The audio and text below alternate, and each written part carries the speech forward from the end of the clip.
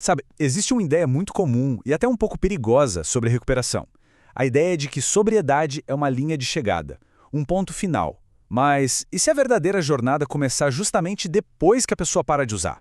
Pois é, nessa nossa conversa de hoje, a gente vai desconstruir um pouco esse mito e entender por que a sobriedade é, na verdade, um processo diário.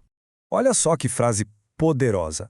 A nossa fonte de pesquisa resume o tema de hoje perfeitamente com ela. É uma frase simples, mas que vira de ponta cabeça aquela noção popular de estar curado. Não é um troféu que se ganha uma vez e se coloca na estante. É, na verdade, uma prática que se vive um dia de cada vez.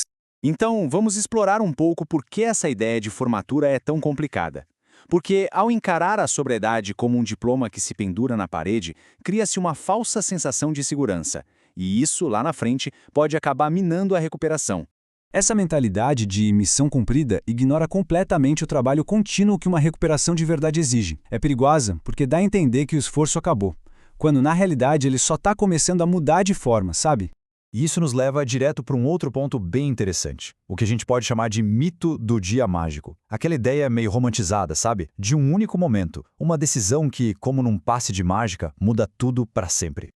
Ah, essa narrativa! Parei e nunca mais voltei. É linda, né? Só como uma história de uma força de vontade de outro mundo. O problema é que ela joga todo o peso da recuperação em um único momento e acaba ignorando a complexidade de todos os outros dias que vêm depois.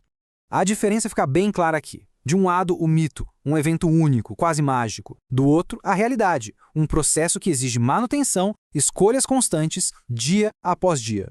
É quase como a diferença entre um raio que cai uma vez e o nascer do sol, que precisa acontecer todo santo dia. Então vamos virar a chave, sair do mito e ir para a realidade.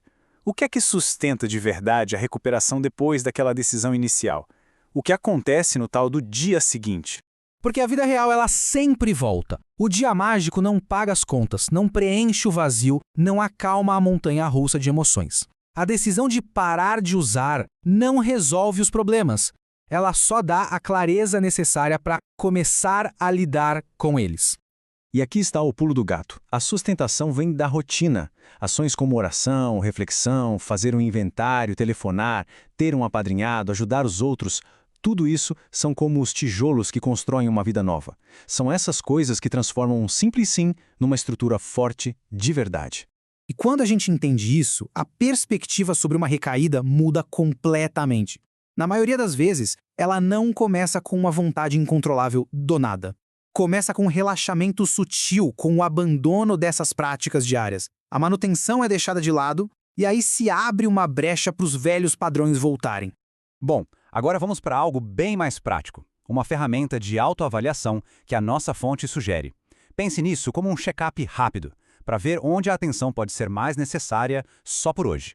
A primeira pergunta é sobre conexão espiritual, com o nosso eu interior. Não importa a forma que isso tome. A questão é, essa fonte de força que vai além da gente mesmo, ela está sendo nutrida? Está sendo cuidada? Essa segunda pergunta vai direto no ponto. Vulnerabilidade e conexão com outras pessoas.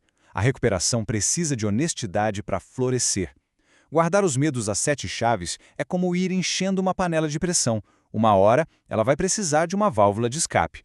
E por fim, a terceira pergunta é sobre sair um pouco de si. O serviço aos outros é um pilar importantíssimo. Por quê? Porque ele nos tira do centro dos nossos próprios problemas e nos conecta com um propósito maior. E a beleza dessas perguntas não é buscar a resposta perfeita. Pelo contrário, se alguma delas soa meio vazia, meio desconfortável, que bom. Isso não é um teste, é um mapa. Um mapa que aponta exatamente para onde a energia e a atenção podem ser direcionadas. Hoje. Então, para a gente amarrar tudo isso, vamos reforçar a mensagem central. A sobriedade não é algo estático, congelado. É um processo vivo, que respira e que precisa de cuidado todos os dias. A sugestão, então, é focar só por hoje. Tratar a recuperação como essa coisa viva. E se o bicho pegar, se a situação apertar, o segredo é voltar para o básico. Pedir ajuda, pegar o telefone. São ações que parecem simples, mas que têm um poder gigantesco na manutenção diária. Vamos terminar com essa metáfora que é perfeita. Um troféu fica lá parado na prateleira, acumulando poeira. Já uma caminhada, uma caminhada exige movimento, exige atenção a cada passo, todos os dias, e essa é a verdadeira essência da recuperação. E fica aqui uma reflexão final para a gente. A recuperação se fortalece muito em comunidade, né?